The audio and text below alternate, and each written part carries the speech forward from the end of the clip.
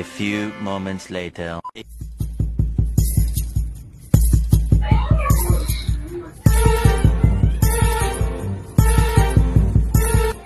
ஏமா ஏமா நீ விளக்கிட்டு இருக்க? அந்த பிள்ளை எங்கம்மா?